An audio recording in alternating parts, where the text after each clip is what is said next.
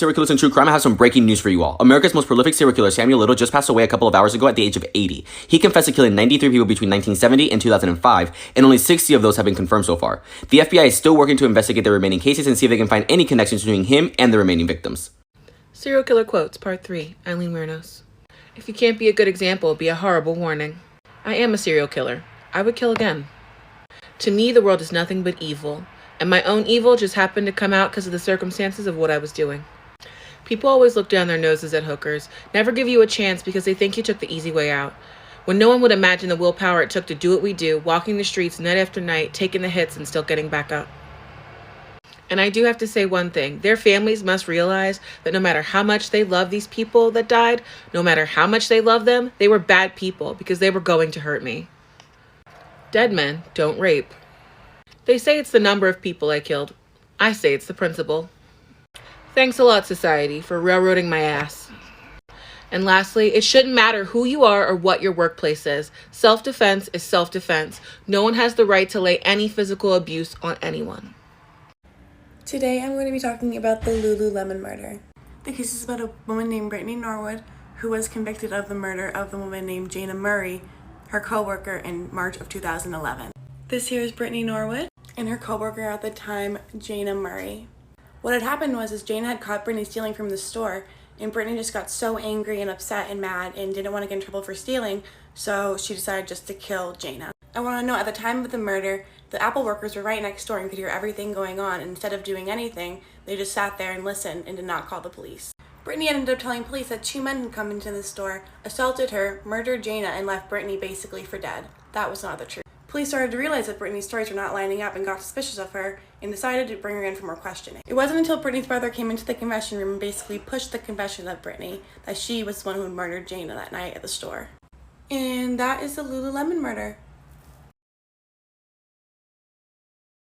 Maybe you can solve this case because what the police say happened doesn't make any sense. The night of January 12, 2010, police officers found Joanne Romaine's car left at a church, and across the road were tracks in the snow leading to a lake, so they concluded she walked into the water to drown. Even after her body was found 70 days later, nowhere near where she supposedly entered the water, police ruled it a suicide.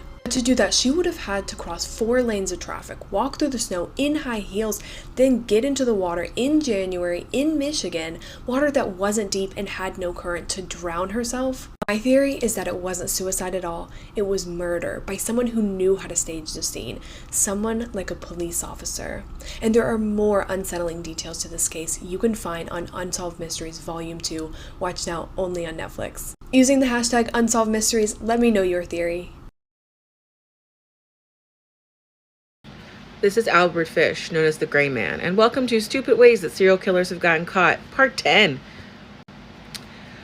Fish was tried and found guilty of raping, killing, and cannibalizing 3 children in the early 1900s. However, he claimed that he had murdered over 100 children and even boasted that he had a child in every state.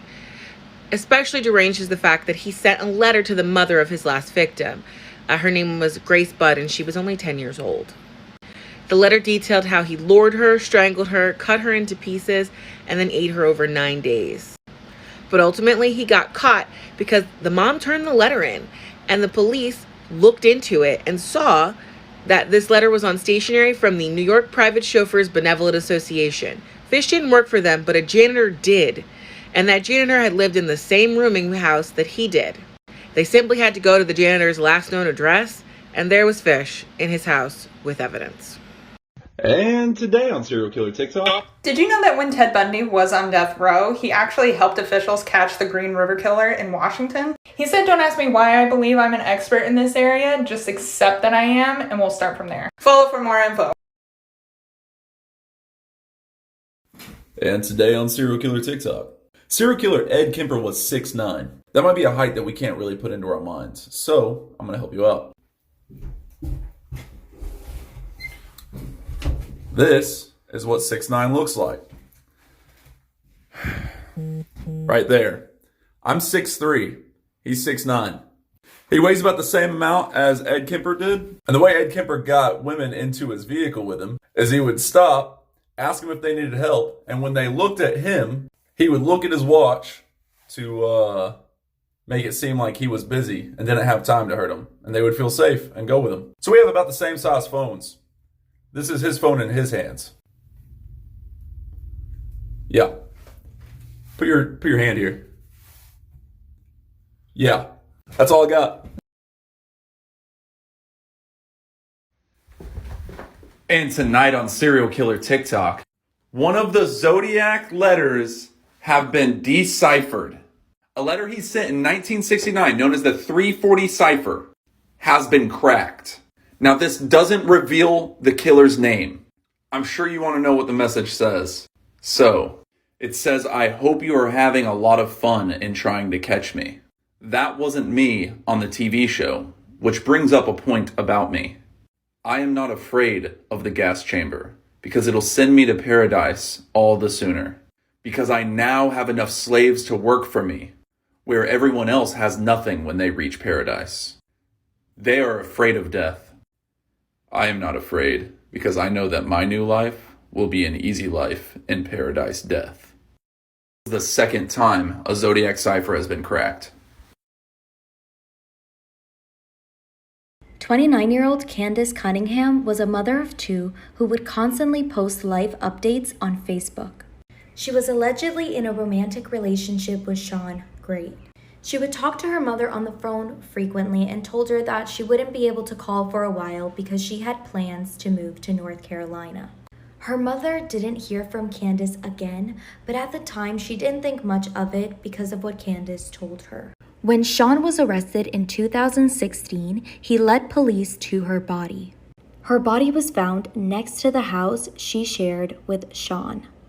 This house burned in a suspicious fire sometime after Rebecca and Candice were murdered. Her family described her as a loving and caring person. Her sister Ashley said in court that she would never forgive him for taking something away that meant so much to so many. Killer Couples Part 1. This is Bonnie and Clyde. You asked for it. Everyone knows about the very much in love and good-looking outlaws who were killed outside of Gibbsland, Louisiana on May 23, 1934. Trapped in their car as police unloaded 150 rounds, it ended a 21-month-long crime spree of robbing gas stations, restaurants, and local banks. But did you know that Bonnie and Clyde were actually serial killers? Yep. Even though they kept their heists pretty small, they were brutal and had a tendency to kill anyone who got in their way, mainly prison guards and police officers. Their murders were mainly done out of necessity and only when Clyde was cornered. He was more likely to kidnap a cop, hold him for a while, and then release him further down the line with money to head home. Towards the end, though, the second that he saw a police officer, they would shoot because they weren't sure whether there were traps being set for them. The couple never married because Bonnie still had a husband in jail, but they remained very much in love until the very end. Stupid ways that serial killers were found out. Part 3. This is Jeffrey Dahmer. Without going too deep, he killed 17 men between 1978 and 1991. He was a necrophile, he was a cannibal, just all over bad guy. One of Dahmer's lures was that he was a photographer and he was doing nude photography. He gets this guy there, Tracy Edwards, and after he finally gets him naked and handcuffed, he tells him, "I'm going to kill you and eat your heart." Tracy, cool as ice, doesn't lose his cool, and it kind of confuses Jeffrey Dahmer. In fact, at one point, I believe Tracy said that he was talking to the TV.